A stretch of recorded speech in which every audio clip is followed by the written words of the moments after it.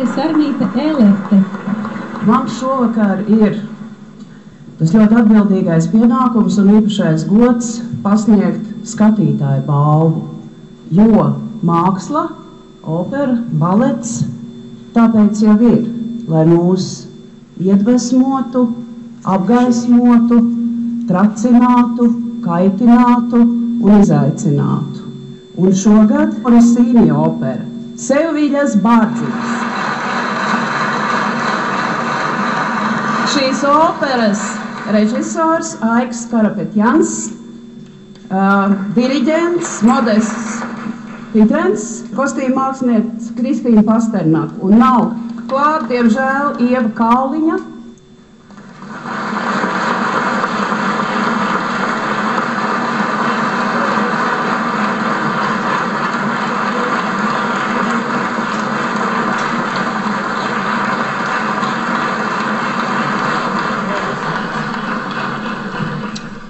Vissarežģītākais žanrs ir komēdija, jo cilvēks smējās par dažādām lietām, bet raud par vienu to pašu.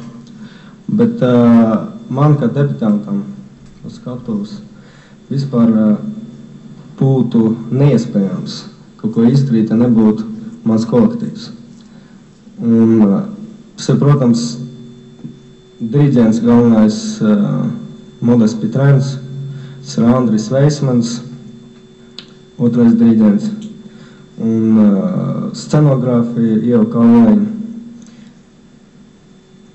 māksliniece Kristīna Pasternaka, un visi pārējie dziedātāji, nedziedātāji arī. Paldies visiem, kas vispār man klausījās, un kas grib ar mani vispār runāt.